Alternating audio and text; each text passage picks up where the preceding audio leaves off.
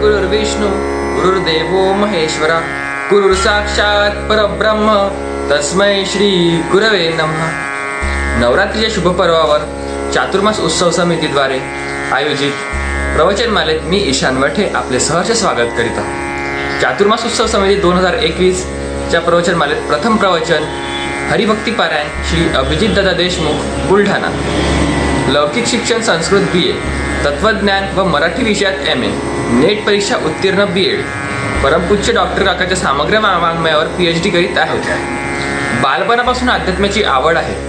वयाच्या 21व्या वर्षापासून महाराष्ट्र व महाराष्ट्राच्या बाहेर कीर्तन व प्रवचनाच्या माध्यमातून अध्यात्म विचाराचा प्रचार व प्रसार करीत नारदीय व वारकरी कीर्तनात त्यांचा हातखंडा आहे. परमपूज्य डॉक्टर काकाचे ते अनुग्रहित असून त्यांची विशेष कृपा त्यांच्यावर आहे. संत वाङ्मयावर अनेक मासिकेंवर ते लिखाण करीत असतात. सोबतच रामकथा व भागवत कथेचे निरूपण त्याच्यात ते उत्कृष्ट शैलीमध्ये करतात. असे व्यक्तिमत्व लाभलेले अभिजित दादा देशमुख यांना मी अशी विनंती करतो की त्यांनी आपले प्रवचन सुरू करावे. हरे हरे हरे राम राम राम हरे हरे हरे कृष्ण कृष्ण कृष्ण हरे हरे. हरे राम राम राम हरे हरे हरे कृष्ण कृष्ण कृष्ण हरे हरे. हरे राम राम हरे हरे हरे कृष्ण कृष्ण कृष्ण हरे हरे. गोपाल कृष्ण भगवान की जय. कुंडली कवरदा विठ्ठल श्री ज्ञानदेव तुकाराम पंढरीनाथ भगवान की जय. आपदामपहर्तारं दातारं सर्वसंपदां लोकाभिरामं श्रीरामं भूयो भूयो नमाम्यहम्. मनोजवं मारुततुल्यवेगं जितेन्द्रियं बुद्धिमतां वरिष्ठं वातात्मजं वानरयूथमुख्यं श्रीरामदूतं शरणं प्रपद्ये.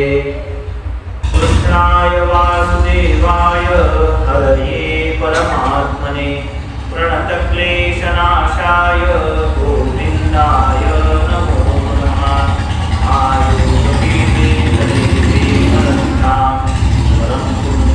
परं दातुं मुनीन्द्रे समागत्य तिष्ठन्तमानन्दकन्दं परब्रह्मलिङ्गं भजे पाण्डुरङ्गम्. अलङ्कापुरीरम्यसिंहासनस्थं पदाम्बुजतीर्थस्फुरद्दिक्प्रदेशं विधीन्द्रादिदेवैः सदा स्तूयमानं समाधिस्थमूर्तिं भजे ज्ञानदेवम्. ब्रह्मानन्दं परमसुखदं केवलं ज्ञानमूर्ति द्वन्द्वातीतं गगनसदृशं तत्त्वमस्यादिलक्ष्यम्. एकं नित्यं विमलमचलं सर्वधी साक्षिभूतं भावातीतं त्रिगुणरहितं सद्गुरुं नमामि. गुरुर्ब्रह्मा गुरुर्विष्णु गुरुर्देवो महेश्वरा गुरुर्साक्षात् परब्रह्म तस्मै श्री गुरवे नमः. जयांचे कितिया स्मरण होय सकळ विद्यांचे अधिकरण. हेची बंधू श्री चरण श्री गुरूंचे ते नमस्कार. आता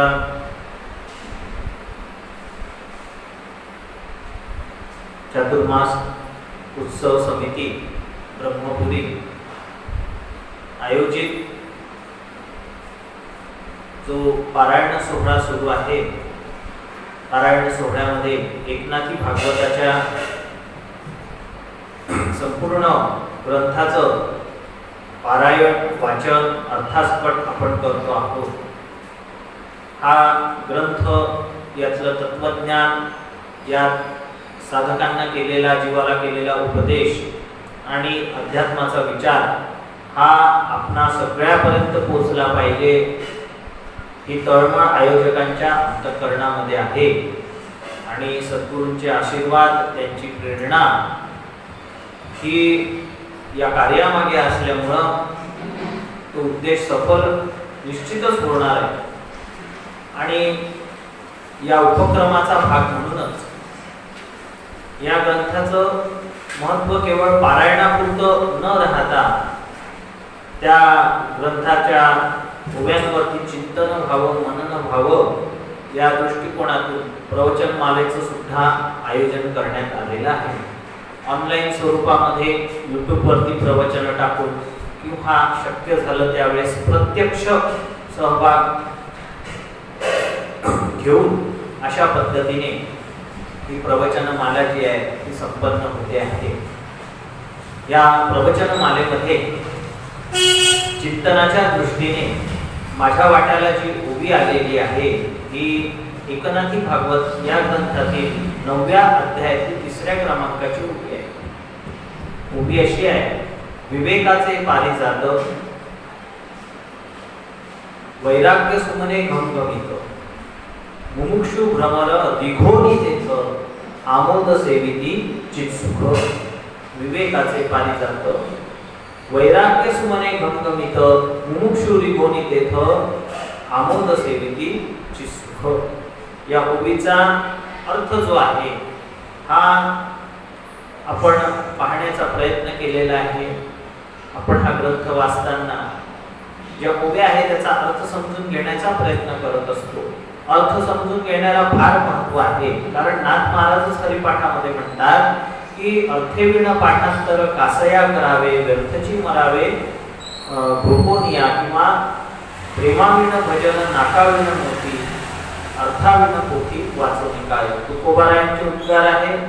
नाथ महाराज सुद्धा तेच सांगतात. सगळ्या संतांचा आग्रह आहे की हे जे सगळे ग्रंथ आहे या ग्रंथातला विचार समजला पाहिजे, अर्थ आपण जाणून घेतला पाहिजे. अर्थ जर जाणून घेतला नाही तर अनर्थ त्या ठिकाणी झाल्याशिवाय राहत नाही. कारण मग नुसतंच काय होतं तर ती तुम्ही कर्मपाठ होऊन जातो, एक क्रमपाठ होऊन जातो. अर्थ जर कळला नाही, नुसतंच पारायण झालं तर तो विचार कळून मला जे अपेक्षित फळ आहे मिळायला पाहिजे त्या ग्रंथापासून ते मिळत नाही. म्हणून अर्थ जो आहे तो समजून घेण्यावर आपला भर असला पाहिजे. तर अनुषंगाने या ओवीच्या पूर्वार्धाचं जे चिंतन आहे हे आपण मागच्या प्रवचनामध्ये पाहिलेलं आहे की विवेकाचे पारिजात वैराग्य सुमने घमघमित.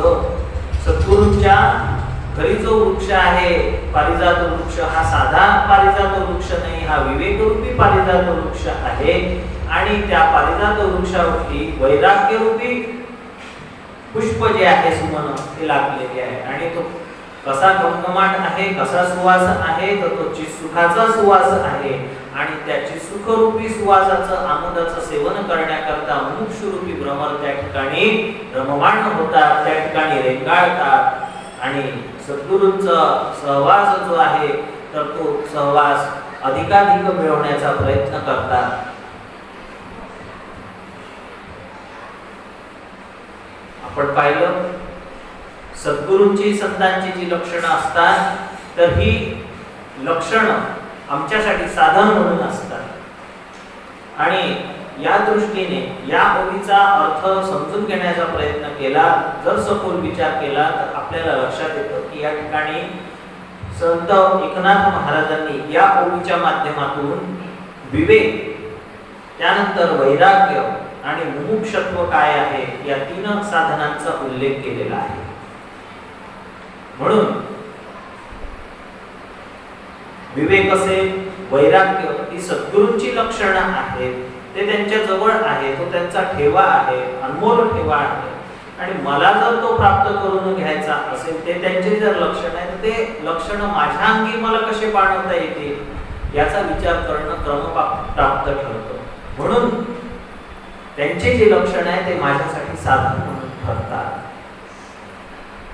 मग जो मोक्षाची इच्छा करणारा मुमुक्षु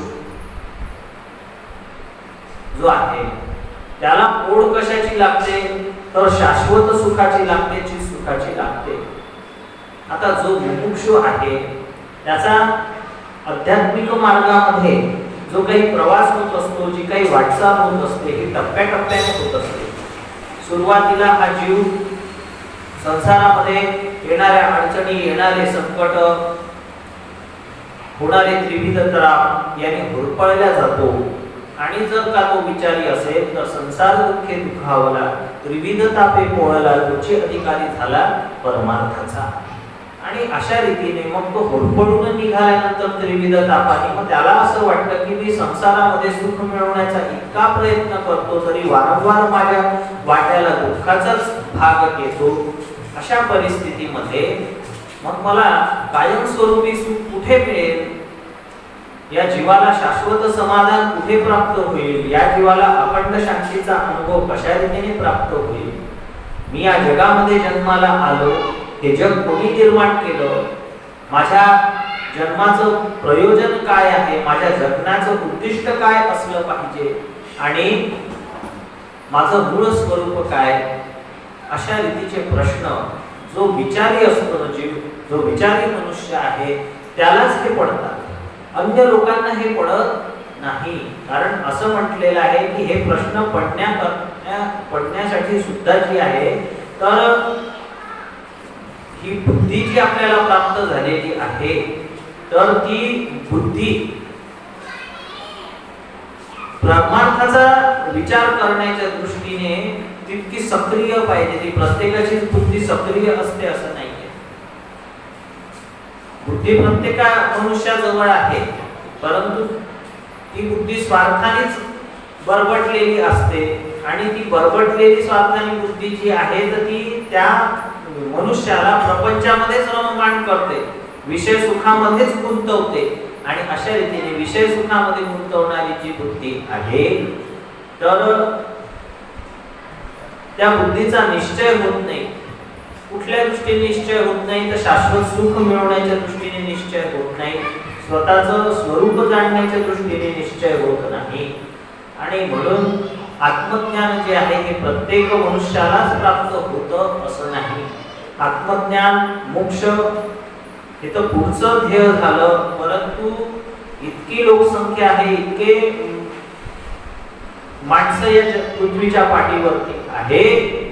तुम्ही म्हणाल मग हा श्लोक जो आहे जो विवेक चूडामणी या ग्रंथामध्ये शंकराचार्यांनी सांगितलेला आहे की दुर्लभम त्रयमेवेतत् दैवानुग्रह हैतुकीम मनुष्यत्वम मुमुक्षत्वम महापुरुष संश्रयाः.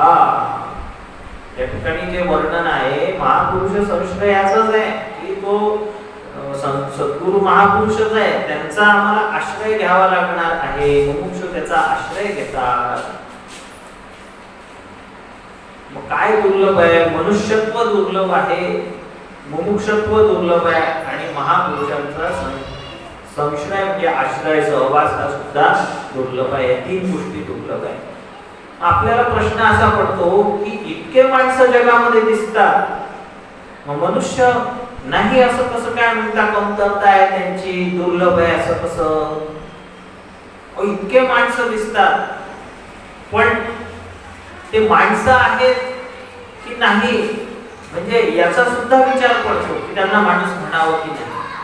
कारण इतर प्राण्याप्रमाणे केवळ आहार, निद्रा, भय, मैथुन इत्यादीच प्रवृत्तीमध्ये आपण गुंतत असतो. तर इतर प्राणी मात्रांमध्ये आपल्यामध्ये फरक काय राहिला?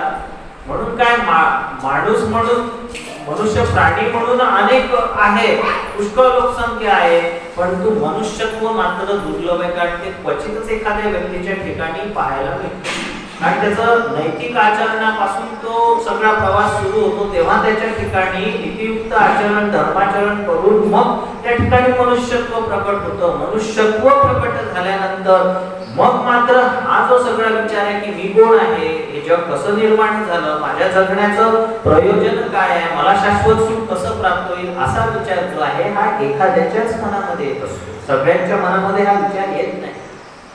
म्हणून आधी मनुष्यत्व दुर्लभ आहे, त्यानंतर मुमुक्षत्व सुद्धा दुर्लभ आहे. कारण मनुष्यानां सहस्रेषु कश्चित् यतति सिद्धये यतसमपि सिद्धानां कश्चित् मां वेत्ति तत्त्वतः. असं स्वतः भगवंत म्हणतात की आधी तो विचार येणं महत्वाचं आहे ना हो, की मला मोक्ष प्राप्त झाला पाहिजे, मोक्षाचं स्वरूप काय आहे हे आधी कळलं पाहिजे आणि मग साधनेला लागल्यानंतर मग ते सफलता येईल की नाही, मी ते जे माझं साध्य आहे, जे ध्येय आहे ते प्राप्त करू शकेल की नाही, त्या ध्येयापर्यंत मी पोहोचू शकेल की नाही, मी यशस्वी होईल की नाही, हा सगळा पुढचा विचार आहे. परंतु आधी मोक्षाची जी इच्छा आहे ती अंतःकरणामध्ये जागृत होणं महत्वाचं आहे. मोक्ष म्हणजे काय, त्याची इच्छा करणारा जो आहे त्याला मुमुक्षु म्हणतात.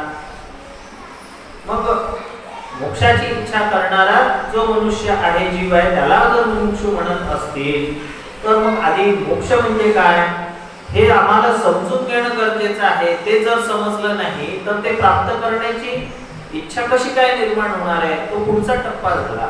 आधी मला एखादी वस्तू जर घ्यायची असेल, की साधारण मला बाजारातनं एखादं कपडा घ्यायचा असेल, चादर घ्यायची असेल, तर ती वस्तू कशी आहे, तिचं रूप काय आहे, तिची किंमत काय आहे, ही सगळी माहिती आम्ही काढतो, ती जाणून घेतो. त्याच्याशिवाय घेतो का? त्याच्याशिवाय आम्ही ती घेत नाही. म्हणून जी मोक्ष जर मला प्राप्त करून घ्यायचा असेल तर मोक्षाचं स्वरूप काय आहे हे जाणून घेणं गरजेचं आहे. मोक्ष म्हणजे दुसरं तिसरं काही नसून त्या ठिकाणी आपल्या दृष्टीने जर साधी सोपी सरळ व्याख्या जी शास्त्र मान्य आहे ती म्हणजे सकल दुःखाची निवृत्ती, परमानंदाची प्राप्ती. आणि ही दुःखाची निवृत्ती साधी सोपी नाही, तर कारणासह दुःख निवृत्ती आणि परमानंदाची प्राप्ती. कारणासह याच्याकरता म्हटलेलं आहे की या ठिकाणी सकल दुःखाची निवृत्ती, कारण त्या दुःखाला कारणीभूत असलेलं अज्ञान जे आहे, जी अविद्या आहे, की ज्याने आम्हाला जीवदशा प्राप्त झालेली आहे, कल्पना अविद्या तेने झाला जीव, असं म्हटलेलं आहे नाथ महाराजांनी हरिपाठामध्ये. तर मी जीव आहे, मी देह आहे, अशी जी मी कल्पना करून ठेवलेली आहे, ही माझं अज्ञान आहे, ही अविद्या आहे, अविद्येमुळे ही कल्पना आहे. हे अज्ञान दूर करणं, आणि ते दूर झालं की मग काय होते, सकल दुःखाची निवृत्ती होऊन जाते आणि मग परमानंदाची प्राप्ती ही आत्मस्वरूपाची जेव्हा अनुभूती येते त्यावेळेस ती प्राप्त होत असते.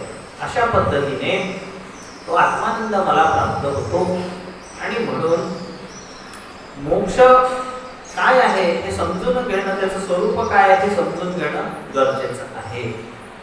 जोपर्यंत आम्हाला आमच्या ध्येयाची स्पष्टता, साध्याची स्पष्टता होत नाही, तोपर्यंत आम्ही कितीही साधन जे आहे ते करण्याचा प्रयत्न केला तरी मग मात्र काय आहे की ध्येय स्पष्ट नसेल, साध्य स्पष्ट नसेल, तर मग आम्ही तिथपर्यंत पोहोचूच असं सांगता येत नाही. जर मला मुंबईला जायचं असेल तर मला मुंबईच्या गाडीमध्येच बसावं लागेल, हे माझं साध्य आहे. पण मुंबईला जाणे हे माझं ध्येय आहे, ते माझं साध्य आहे, आणि मी साधन चुकीचं निवडलेलं आहे. मी कलकत्त्याला जाणाऱ्या गाडीमध्ये जर बसलो तर मग मी मुंबईला पोहोचणार नाही. मग म्हणून आधी ध्येयाची सुस्पष्टता असली पाहिजे. मग हे स्पष्ट झालं की मोक्ष म्हणजे काय, तर मला जीवनामध्ये सकल दुःखाची निवृत्ती करून आनंद स्वरूप असलेल्या परमात्म तत्वाशी एकरूप होऊन मला आनंदाने जीवन जगायचं आहे आणि आनंदाने हे जग सोडायचं आहे. इतकं जे आहे हे स्पष्ट झाल्यानंतर मग असा अनुभव कोणी घेतलेला आहे का, तर असा अनुभव माझ्या सद्गुरूंनी घेतलेला आहे. असा अनुभव ज्या व्यक्तीने, ज्या संतांनी घेतलेला आहे, मग त्यांच्याकडे मला जावं लागेल. कारण मी माझ्या मनाप्रमाणे साधना करून, माझ्या मनाप्रमाणे हा विचार जो आहे जाणून घेण्याचा प्रयत्न करून, बिना मार्गदर्शनाशिवाय मला माझ्या साध्यापर्यंत पोहोचता येणार नाही. मला जीवनामध्ये शाश्वत सुख प्राप्त करून घ्यायचं आहे. हे ज्यांनी प्राप्त करून घेतलेलं आहे त्यांच्याकडे मला जावं लागेल. म्हणून मोक्ष प्राप्त करणं हे जर माझं ध्येय असेल आणि सद्गुरूंनी तो प्राप्त करून घेतलेला आहे आणि ते शिष्यांना ते मोक्ष जे आहे ते प्रदान करत असतील, त्या चित्सुखाची प्राप्ती करून घेत असतील तर माझं शिष्य या नात्याने, मुमुक्षु या नात्याने कर्तव्य ठरतं की मी सद्गुरूंना शरण गेलं पाहिजे. कारण सद्गुरु विना मोक्ष पावावा हे तो कल्पांती न घडे, संता विना प्राप्ती नाही ऐसी वेद देती ग्वाही. अशा पद्धतीचे अनेक प्रमाण आपल्याला संत वाङ्मयामध्ये पाहायला मिळतात. म्हणून सद्गुरूंना शरण केल्याशिवाय आपल्याला मोक्ष प्राप्त होऊ शकत नाही. कारण मोक्षाचा ठेवा जो आहे हा त्यांनी प्राप्त केलेला आहे. ते स्वतः सच्चिदानंद स्वरूप आहे. आपण त्यांना म्हणतो ना ब्रह्मानंदम परमसुखदम. कसं आहे की या जगामध्ये कोणालाच असं वाटत नाही की मला जीवनामध्ये दुःख असलं पाहिजे, मी दुःखी असलं पाहिजे. मज लागी दुःख व्हावे ऐसे कोणी न भावे जीवे, असं कोणालाच वाटत नाही.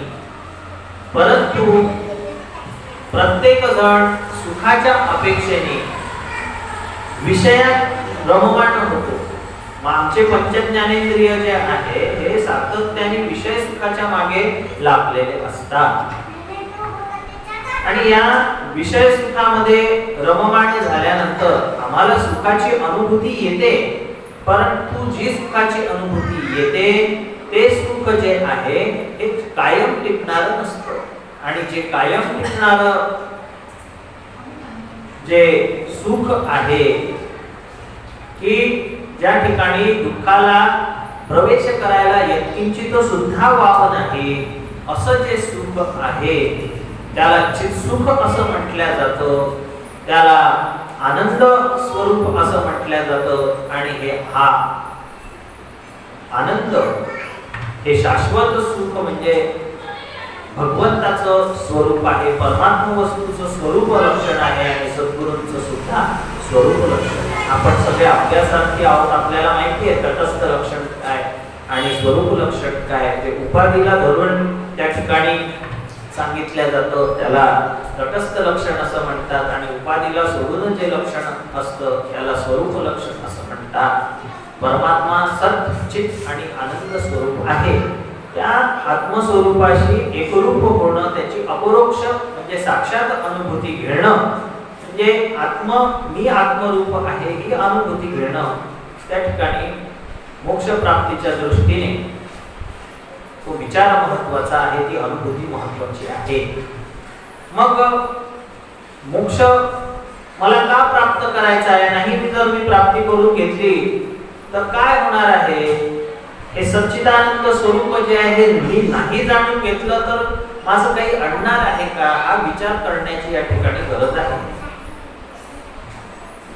म्हणजे आता काय करण्याची गरज काय की जो मुमुक्षु आहे त्याला इच्छा आहे ना माझं स्वरूप काय ते जाणण्याची, त्याला आत्मज्ञान प्राप्त करून घेण्याची अंतःकरणाची इच्छा आहे, मोक्षाची प्राप्तीची त्याला इच्छा आहे. म्हणून तो सद्गुरूंच्या जवळ तो भ्रमररूपी जो मुमुक्षु आहे तो विघोनी ते काय आमोद सेवेने चित्सुख. मग तो त्या ठिकाणी तो आमोद जो आहे चित्सुखाचा त्याचा आस्वाद घेण्याचा प्रयत्न करतो. परंतु असा प्रश्न पडू शकतो की ते मुमुक्षत्व माझ्या जागी माझ्या अंतःकरणामध्ये जाग होण्याची गरज आहे का. जर ते जाग झालं नाही आणि जर सच्चित आणि आनंद स्वरूप असलेला जो परमात्मा आहे, जी आत्मवस्तू आहे तिचा अनुभव, ते आत्मज्ञान जर मी प्राप्त करून घेतलं नाही तर माझा काही अडणार आहे का, हा विचार करण्याची गरज आहे. एखादा म्हणेल की आम्हाला नाही मोक्षाची इच्छा, आमचं काय अडतं, मोक्ष कधी खातात हे आम्हाला माहित नाही, ते सत काय चित काय आनंद हे काय, आम्ही फक्त म्हणतो, आम्हाला काही त्याची गरज नाही. कारण काय आहे, गरज प्रत्येकाला आहे, पण माझं त्याच्या वाचून अडलेलं आहे ही जाणीव अंतःकरणात नसते. ज्याला अंतःकरणात ही जाणीव निर्माण होते त्यालाच मोक्षाची इच्छा होते, सगळ्यांना होत नाही.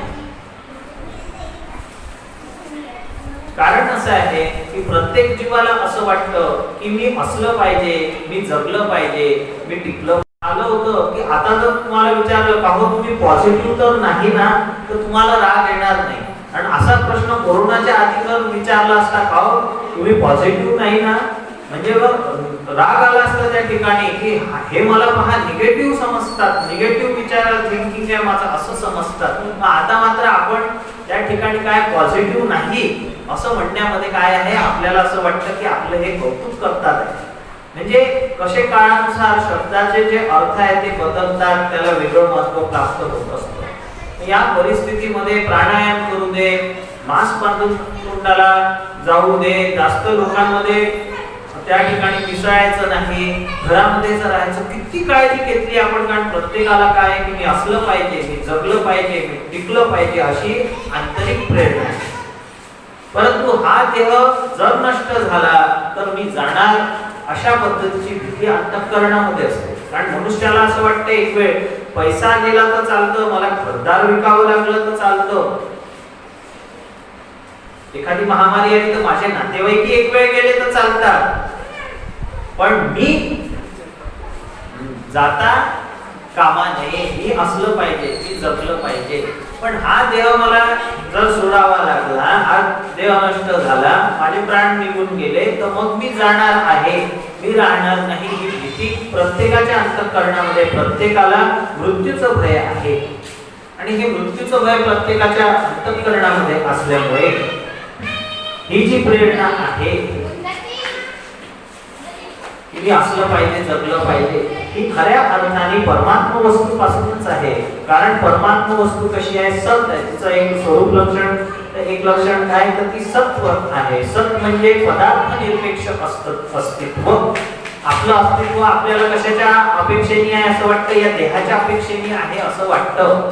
म्हणून हा देह असलं म्हणजेच मी राहणार आहे अशा पद्धतीचं अज्ञान आपण करून ठेवलेलं आहे. वास्तविक पाहता आत्मा जो आहे हा जन्माला येत नाही, त्यामुळे तो मरत नाही, तो येतही नाही आणि तो जातही नाही.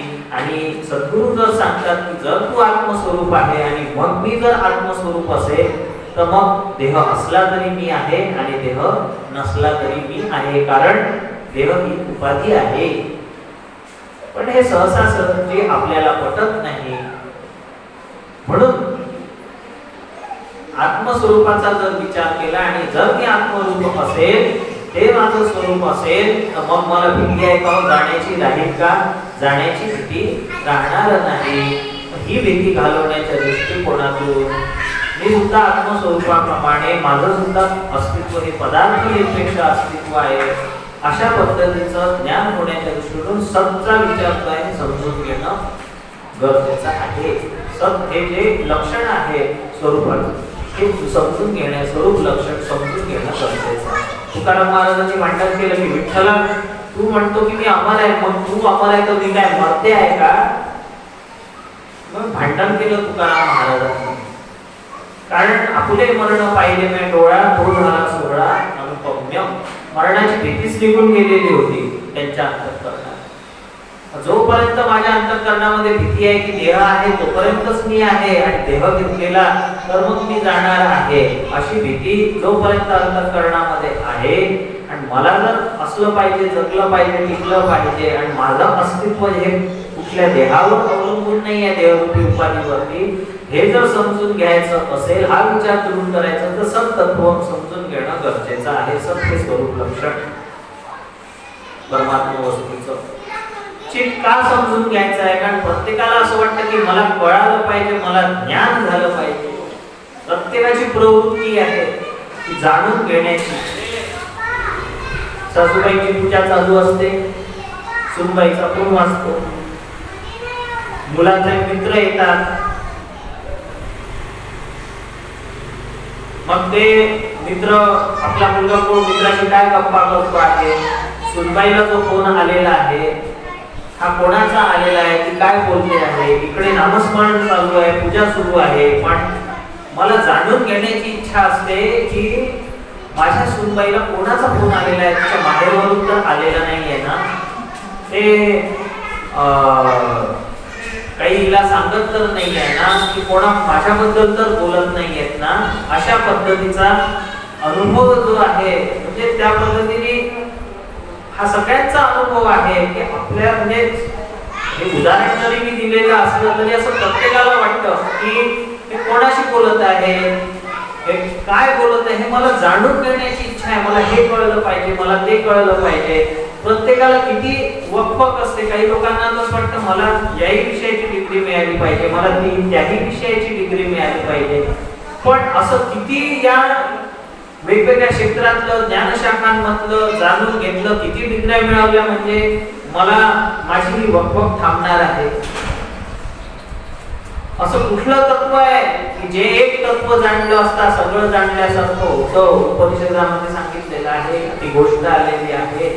असं एकच तत्व आहे ते म्हणजे परमात्मा तत्व आहे. ते जाणलं असता, त्या आत्मवस्तूचा अनुभव घेतला असता सगळं जाणल्यासारखं होतं. एक जाणलं असता सगळं जाणल्यासारखं होतं. एक खुर्ची जाणली असता सगळ्या खुर्च्या जाणल्यासारख्या असतात. भले ही प्लॅस्टिकची आहे, एखादी लोखंडाची राहील, एखादी लाकडाची राहील, एखादी स्वस्त राहील, एखादी महाग राहील, पण एक खुर्ची आपण जर जाणली, तिचं ज्ञान करून घेतलं तर सगळ्या खुर्च्या पाहण्याचं काही कारण आहे का? हो, कारण नाही. सगळ्या खुर्च्या पाहिल्यासारख्या असतात. म्हणून जाणीव नेणिवेच्या पलीकडे असलेला जो ज्ञानरूप परमात्मा आहे, त्या ज्ञान शक्तीला, त्या ज्ञान स्वरूपाला चित असं म्हटलेलं आहे. ते जाणण्याची मला म्हणजे तिची शक्ती जी आहे तिचा अनुभव घेण्याची गरज आहे त्या लक्षणाचा. त्याशिवाय ही वकवक थांबणार नाही. आणि सगळ्यात महत्वाचं म्हणजे सगळ्यांना ओढ आनंदाची आहे. की संतांनी जी अवस्था प्राप्त केली, आनंदाचे दोन्ही आनंद तरंग, आनंदाची अंग आनंदाचे, तर ही आनंदाची अवस्था मला कशा रीतीने प्राप्त होईल? कारण प्रत्येकाला जे आहे तो दुःखाचा अनुभवच जास्त आहे जीवनामध्ये. सुखाची अनुभूती आहे का प्रत्येकाला?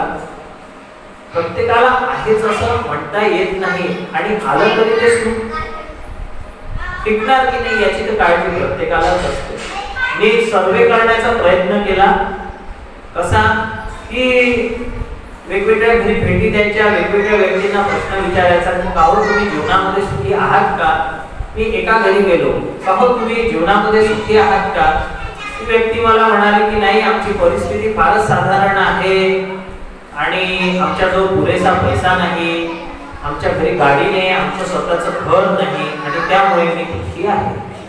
मग मला असं वाटलं की ज्याच्याजवळ घर नाही, गाडी नाही आणि संपत्ती जी आहे ती फारशी नाही, पैसा अडका नाही, त्यामुळे ही व्यक्ती दुःखी आहे. मग ज्याच्याजवळ पैसा अडका आहे, संपत्ती आहे, सगळ्या गोष्टी आहेत, ती व्यक्ती सुखी असली पाहिजे. मी दुसऱ्या घरी गेलो, ज्याच्याजवळ या सगळ्या गोष्टी होत्या आणि त्यामुळे असं मला त्या व्यक्तीला विचारल्यानंतर जाणवलं की तुमच्याजवळ सगळ्या गोष्टी आहेत ना, पैसा अडका आहे, संपत्ती आहे, सगळ्याच गोष्टी आहेत, मग तुम्ही सुखी आहात का? तो म्हणाला आमचं स्वतःचं घर आहे, आमच्याजवळ पैसा अडका आहे, आमच्याजवळ संपत्ती आहे, सगळ्या गोष्टी आहेत, परंतु आम्हाला मुलबाळ नाही म्हणून आम्ही दुःखी आहोत. मग माझा असा समज झाला की पैसा अडका, संपत्ती हे सगळं असल्यावर ज्यांना मुलं बाळ आहेत ते लोक सुखी असले पाहिजे. अशा लोकांकडे मी गेलो की ज्यांच्याकडे दोन्ही गोष्टी होत्या. म्हटलं त्यांना, पाहू तुम्ही सुखी आहात का? तर ते म्हणाले नाही, कारण म्हणे आमचा जो पैसा अडका आहे, स्वतःचं घर आहे, आमचे मुलं बाळ आहे, परंतु माझा मुलगा माझ्या मनाप्रमाणे वागवत नाही, आम्हाला विचारत नाही, म्हणून मी दुःखी आहे. मग माझा असा समज झाला की ज्याच्याजवळ पैसा अडका, संपत्ती, गाडी, बंगला सगळं आहे, ज्यांना मुलं बाळ आहे आणि ज्यांचे मुलं त्यांच्या मनाप्रमाणे वागतात, ज्या आई वडिलांना विचारतात, ते लोक सुखी असले पाहिजे. म्हणून मग उत्तर मिळत नाही ना की मी सुखी आहे असं कोणीच बोलत नाहीये. म्हटलं आणखी आपलं जे आहे सर्वेक्षण सुरू ठेवावं लागतं. मी आणखी एका घरी गेलो, म्हटलं तुम्ही सुखी असले पाहिजे, कारण तुमच्याजवळ पैसा अडका, संपत्ती, गाडी, बंगला आहे, तुम्हाला मुलं बाळ आहे, तुमचे मुलं सुद्धा तुमच्या मनाप्रमाणे वागतात असं कळलं, तुम्हाला छान वागवतात.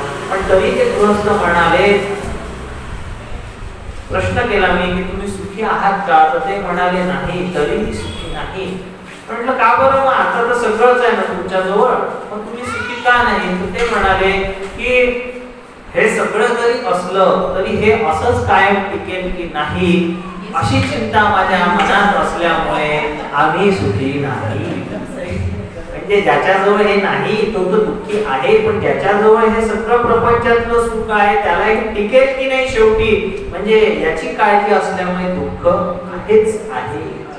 मला असं जर इतकं सगळं असल्यानंतर हे वेगवेगळ्या लोकांचा हा सगळा सर्वेक्षणांती जो विचार एक निष्कर्षात्मक समोर आला की शेवटी कितीही प्रपंचामध्ये सुख असलं विषयापासून मिळणारं एखाद्या व्यक्ती पण हे कायम टिकणारं नाही, कारण हे सगळं जरी असलं एखाद्याला तरी ते टिकेल की नाही याची चिंता असते, म्हणजे तो सुद्धा दुःखी आहे.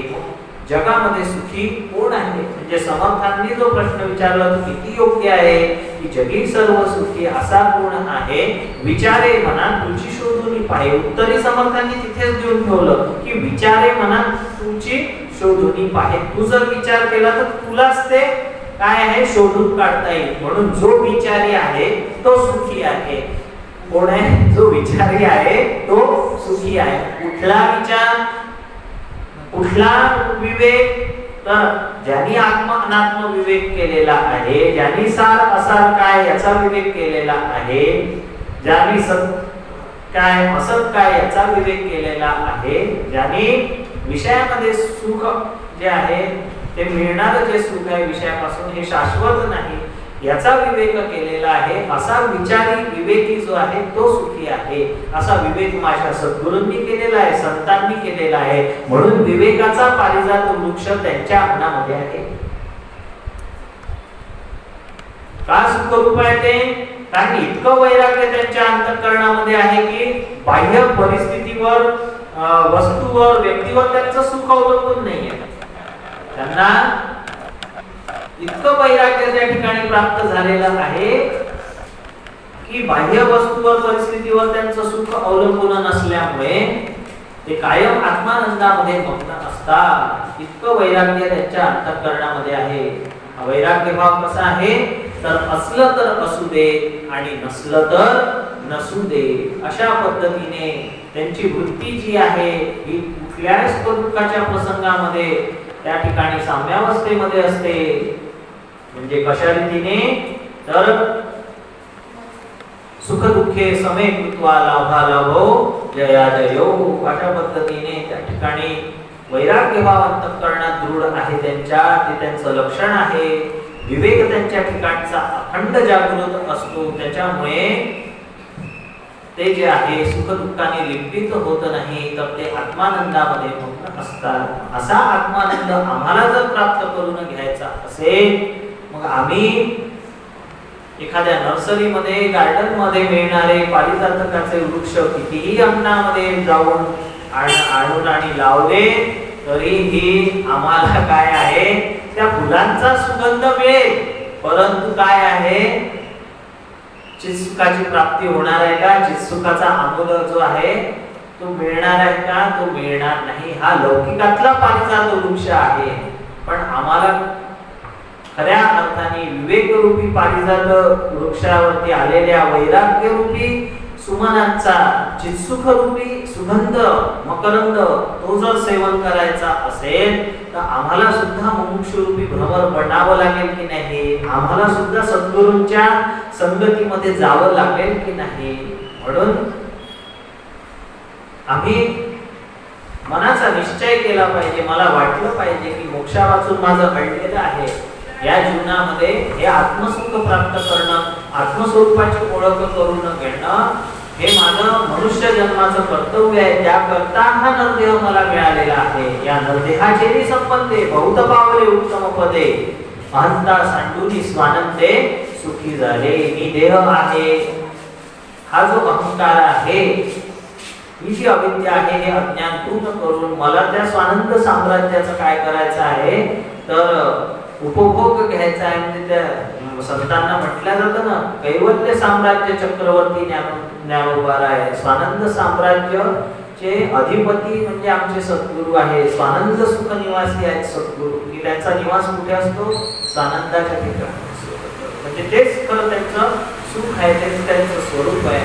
मग मला जर ते प्राप्त करायचं असेल तर मला काय बनावं लागेल, मुमुक्षु रूपी भ्रमर बनावं लागेल. आणि ही जी सद्गुरूंची लक्षणं सांगितलेली आहे, विवेक आणि वैराग्य, ते माझ्या अंतःकरणामध्ये मला प्रयत्नाने काय करावं लागेल तर बांधवावं लागेल. प्रयत्नपूर्वक काय आहे साधना करून ते माझ्या अंतःकरणामध्ये दृढ करावं लागेल. जेव्हा परमार्थाचा विवेक, परमार्थ रूपी विचार अंतःकरणामध्ये दृढ होईल आणि वैराग्याला सहज स्थिती प्राप्त होईल, आणि जेव्हा मला त्या चित्सुखाची ओढ लागेल त्यावेळेस माझ्या जीवनामध्ये कोणीतरी मला मार्गदर्शन केलं पाहिजे, अशा सद्गुरूंच्या भेटीची तळमळ अंतःकरणामध्ये जागृत होईल. जेव्हा ते सद्गुरू भेटतील तेव्हा ते मला तत्वमसी महावाक्याचा बोध करतील, मला त्या ठिकाणी साधन जे आहे ते समजून सांगतील, आणि त्यांच्या कृपेने माझं साधन परिपूर्ण होऊन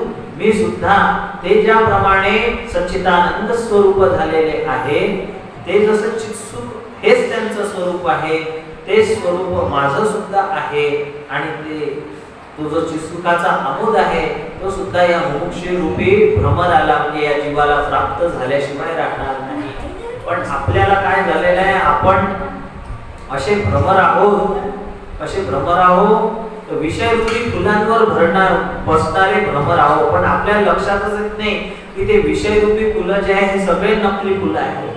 पण त्या नकली फुलामध्येच आपण तो काय आहे सुवास आणि मकरंद मध शोधण्याचा प्रयत्न करतो. एक राजा होता, त्याचा मोठा राजवाडा होता, आणि राजवाड्याला लागून फार मोठा बाग बगीचा त्यांनी तयार केलेला होता. त्या राजाला फुलांची अत्यंत आवड होती. आता राजा असतो, त्यांनी एक छान माळी जो आहे त्या बगीच्याची काळजी घेण्याकरता ठेवलेला होता. त्या माळी दादाच्या हाताखाली सुद्धा अनेक नोकर होते. मग राजा फेरफटका मारायला जायचा बगीच्यामध्ये, वेगवेगळे फुलं पाहून त्याला आनंद व्हायचा, सुखाची अनुभूती यायची, त्याला आवड होती तशी. अशा रीतीने सगळीकडे बगीच्यामध्ये फिरायचा तो. आणि माळी दादाचं एक काम होतं की रोज सकाळी राजाला जी फुलं आवडतील ती उमललेली फुले सकाळी आणि संध्याकाळी वेगवेगळ्या पद्धतीची एका टोपलीमध्ये ती एकत्रित करायची तोडून, आणि राजाला ती नेऊन द्यायची. मग असा प्रत्येक दिवशीचा उपक्रम ठरलेला होता. तो माळी खरंच इतके चांगली काळजी घेणारा होता, त्यामुळे राजाचे आणि त्या माळी दादाचे सलोख्याचे संबंध होते की हा आपला नोकर आहे, आपण याचे मालक आहोत, आपण राज्याचे राजा आहोत वगैरे अशा पद्धतीचं नाही. तर एक मैत्रभाव त्यांच्यामध्ये असल्यामुळे एक मोकळा संवाद जो आहे त्या माळी दादामध्ये आणि राजामध्ये होता.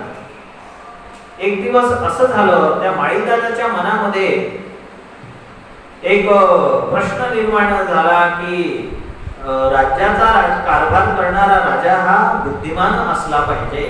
आपले राजे जे आहेत ते तितके बुद्धिमान आहेत की नाही याची परीक्षा आपण घ्यायला पाहिजे. ती परीक्षा घेण्याचा विचार आला, कारण राजाला जे आहे ते मंत्री योग्य व्यक्तीलाच निवडावं लागतं. कोणाच्याही हाती मंत्रीपद देऊन चालतं का? चाललं नाही. मग राज्य कसं व्यवस्थित चालणार? मग निवड करायचा विवेक जो आहे, निवडण्याचा जो विचार आहे, तितकी बुद्धी, तितकं बुद्धीचं सामर्थ्य आपल्या राजाजवळ आहे का?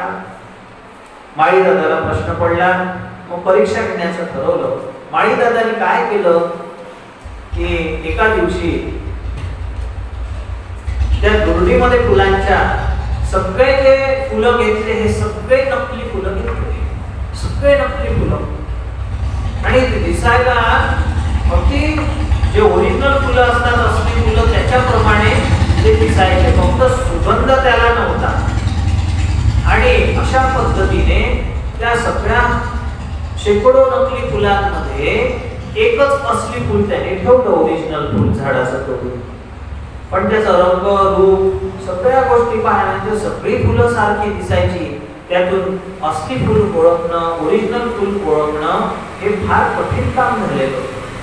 अशा परिस्थितीमध्ये ती दुर्डी घेऊन तो माळी दादा राज दरबारामध्ये गेला आणि त्यांनी सगळ्यांची परीक्षा घेण्याचं ठरवलं. सगळे मंत्री बसलेले होते, राजाचे सेवक, आणि तो म्हणाला की या दुर्बीमध्ये एकच फुल फक्त ओरिजिनल आहे, ती असली आहे, बाकी सगळे नकली फुलं आहेत. तुम्ही यातनं मला जे ओरिजिनल फुल आहे असली असं ते मला वेगळं करून दाखवा, माझ्या हातामध्ये द्या ते काढून टोपलीतलं. मग अशा रीतीने सगळ्यांना विचारलं. सगळेजण ते दुर्बी पाहायचे, टोपली पाहायचे फुलांची, सगळे फुलं सारखे वाटायचे. हे फुल घेऊ की ते फुल घेऊ, हे ओरिजिनल आहे की ते ओरिजिनल आहे. एकदा या फुलाकडे हात जायचा, एकदा त्या फुलाकडे हात जायचा. पण मी जर परीक्षेत नापास झालो तर सगळ्यांनी तो प्रयत्न सोडून दिला, कोणाला सुद्धा ते जमलं नाही. मग शेवटी राजाची वेळ आली. राजाच्या समोर ती टोपली माळीदादाने ठेवली. राजाने त्या टोपलीतल्या फुलांचं अवलोकन केलं आणि थोडा वेळ 2 मिनिटं विचार केला आणि एक फुल टोपलीतलं उचललं आणि माळीदादाच्या हातामध्ये दिलं. माळीदादाच्या हातामध्ये ते फुल दिलं. माळीदादा अवाक झाला आणि म्हणाला की राजे साहेब, तुम्हाला हे अस्सल फुल आहे हे कसं काय कळलं? तुम्ही परीक्षेमध्ये पास झालेले आहात, तुम्ही खरे बुद्धिमान आहात की तुम्ही माझ्या हातामध्ये अस्सल फुल काढून दिलं. इतक्या नकली फुलांमध्ये अगदी म्हणजे इतकं हे सगळं साम्य असताना ओरिजिनल फुलाशी अस्सल फुल काढून देणं हे खरं बुद्धिमानाचं लक्षण आहे. पण मला प्रश्न पडला, मला जरी परीक्षा घ्यायला लावली असती तरी मी हे काढून देऊ शकलो नसतो. आता ते मला माहिती होतं कुठे ठेवलं म्हणून ठीक आहे, परंतु माझी अशी कोणी परीक्षा घेतली असती तर मी सुद्धा त्या ठिकाणी काय आहे या परीक्षेमध्ये फेल झालो असतो, नापास झालो असतो. तुम्हाला कसं काय कळलं राजे साहेब? तुम्ही असली फुल कसं काय काढून दिलं? राजे साहेब म्हणाले, मी पाहिलं म्हणे की ज्या फुलावरती मधमाशी बसलेली होती ते फुल असली आहे. कारण मधमाशी काय आहे तिला जाणीव आहे असली काय नकली काय. पण तुम्ही आम्ही भ्रमिष्ट आहोत. आम्ही कसे आहोत? जीवरूपी भ्रमर, आम्ही भ्रमिष्ट आहोत. त्याच्यामुळे एखाद्याच्या दारावरती तोरण असेल तर आपल्याला असं वाटतं की बापरे यांच्या इथलं तोरण किती फुलं टवटवीत आहेत, पानं टवटवीत आहे. आपण तर लावलं पाना फुलांचं तोरण की ते तर सुकून जातं, ते फुलं गळून पडतात. आपण जेव्हा जातो की किती छान आहे तुमच्या दारावरचं तोरण ताई, मग त्या म्हणतात की तुम्ही हात लावून पहा. जेव्हा आपण त्या फुलाला हात लावून पाहतो तर आपल्या लक्षात येतं की याला सुवास नाही, अरे हे तर प्लास्टिकचे फुलं आहेत, हे आर्टिफिशियल फुलं आहेत. परंतु जे आर्टिफिशियल फुलं आहेत ते आपल्याला अस्सल वाटतात की नाही? मग आपण कसे भ्रमर आहोत? तर आपण भ्रमिष्ट भ्रमर आहोत जीवरूपी. मग अशा भ्रमिष्ट जीवरूपी भ्रमराला ज्या सवय कशावर बसण्याची आहे तर प्लास्टिकच्या ज्या नकली फुलांवर आहे तिथंच बसण्याची सवय आहे. ते प्लास्टिकचे नकली फुलं म्हणजे विषय आहे जगातले आणि आपण तिथंच सुख शोधण्याचा प्रयत्न करतो. मकरंद, मग आपल्याला कसा काय तिथे सुवास मिळणार आहे, मध चाखायला मिळणार आहे? तो कुठे आहे तर सद्गुरु ज्या विवेकरूपी पारिजात वृक्षावर आलेले जे वैराग्य रूपी सुमन आहे तिथं तो चित्सुख रूपी सुवास आहे, तिथे तो आमोद आहे, तिथे तो मकरंद आहे. आणि म्हणून आम्हाला जर तो प्राप्त करायचा असेल तर त्या मधमाशीला जसं ते कळतं की या नकली फुलामध्ये तो मकरंद नाही, तो अस्सल फुलामध्ये आहे. आम्हाला अस्सल काय आणि नक्कल काय किंबहुना म्हणजे शाश्वत सुख देणारी गोष्ट कुठली आहे आणि त्या ठिकाणी अशाश्वत आणि नष्ट होणारं सुख देणारी कुठली गोष्ट आहे, हे याचं आम्हाला काय आहे विवेक करता आला पाहिजे. म्हणजे विषय कुठले आहे आणि त्या ठिकाणी सद्गुरूंचं स्वरूप काय आहे, संतांचं स्वरूप काय, माझं स्वरूप काय आहे याचा विचार करता आला पाहिजे. असा आत्म अनात्म विवेक जेव्हा आमच्या अंतःकरणामध्ये जागृत होईल त्या पद्धतीने आम्ही साधना करू. ज्यावेळेस मोक्षाची इच्छा माझ्या अंतःकरणामध्ये निर्माण होईल, नुसतं इच्छा नाही तीव्र मुमुक्षत्व जागृत होईल. नाहीतर काय असतं हे सगळं प्रवचन ऐकताना असं वाटतं की वा वा हे आपल्याला जसं काही आता प्राप्तच झाला आत्मानंद, परंतु जसं आपण घरी जातो सगळा विचार बाजूला पडतो आणि पुन्हा मग आपले झटके जे आहे संसारातले प्रपंचातले सुख दुःख हे मग पुन्हा त्या द्वंद्वामध्ये आपण अडकतो. म्हणून कायमस्वरूपी मला जे म्हणजे ज्याला पदार्थ निरपेक्ष अस्तित्व म्हणतात ते म्हणजे सद्वस्तू नाम परब्रह्म त्यानंतर विषय निरपेक्ष सुख म्हणजे जे त्या ठिकाणी आनंद स्वरूपे परमात्म्याचं स्वरूप लक्षण आहे आणि ज्ञातून ज्ञानविहीन जे ज्ञान आहे ज्याला असणार ज्ञान म्हणतात, जे वृत्ती ज्ञानापेक्षा वेगळं आहे, अशा पद्धतीचं त्या ठिकाणी सच्चिदानंद स्वरूप असलेला परमात्मा आत्मरूपाने माझ्या अंतःकरणामध्ये आहे आणि तो मी आहे हे ज्ञान झालं तर तो चित सुखाचा ठेवा जो सद्गुरूंच्या पारिजात वृक्षाला लागलेला आहे, विवेक रूपी वैराग्याच्या फुलांमध्ये जो दडलेला आहे तो या मुमुक्षु रूपी भ्रमराला मिळाल्याशिवाय राहणार नाही. आपण सुद्धा सगळेजण मुमुक्षु रूपी भ्रमर होऊया आणि सद्गुरूंच्या म्हणजे जे स्वरूपाचा घटक म्हणता येईल की चित्सुख म्हणजेच त्यांचं स्वरूप आहे, ते माझंही स्वरूप आहे, त्या चित्सुख प्राप्त करण्याचा प्रयत्न करूया. कारण सद्गुरूंचं वर्णन करताना सुद्धा त्या ठिकाणी असं लक्षण सांगितलेलं आहे की सद्गुरूंचे लक्षण अनेक ओव्यांमध्ये येतात, श्लोकांमध्ये येतात. ब्रह्मानंदम परम सुखदम आहे, एकनाथ महाराज म्हणतात जो शब्दज्ञानी पारंगतू, ब्रह्मानंदे सदा विल्लतू, शिष्य प्रबोधिनी समर्थू, यथा उचितू निज भावे, हे सद्गुरूंचे लक्षण सांगितलेले आहे. पण अशी सुद्धा एक व्याख्या केलेली आहे की ज्या ठिकाणी खरा साधक रमतो तोच सद्गुरू. श्रीधर टीका आहे श्रीमद भागवत ग्रंथावरती, तर त्या टीकेच्या सुरुवातीलाच मंगलाचरणामध्ये श्रीधर स्वामी म्हणतात नमः परमहंसास्वादित चरण कमल चिन्मकरंदाय श्री रामचंद्राय. प्रभू रामचंद्र कसे आहे की परमहंस स्थितीला प्राप्त झालेले असताना सुद्धा भोग्याचं रूप घेऊन, भ्रमराचं रूप घेऊन ते काय करतात तर सद्गुरूंच्या चरणाशी स्थिर होऊन चिन्मकरंदाचा इथं चित्सुख म्हटलेलं आहे आणि या श्लोकामध्ये त्यांनी श्रीधर स्वामींनी चिन्मकरंद म्हटलेला आहे, म्हणजे चित रूपी जो मकरंद आहे त्याचा आस्वाद घेतात. जर प्रभू रामचंद्रांना काय साक्षात परमात्म्याचा अवतार आहे ना हो ईश्वराचा, त्यांना सुद्धा जर या चित्सुखाची ओढ आहे सद्गुरूंच्या सानिध्याची आणि त्यांच्या सहवासाची, मग आम्हाला ती नसावी का? आम्ही तर जीव आहोत, होरपळणारे जीव आहोत संसार दुःखामध्ये, मग आम्हाला तर आवश्यकताच आहे.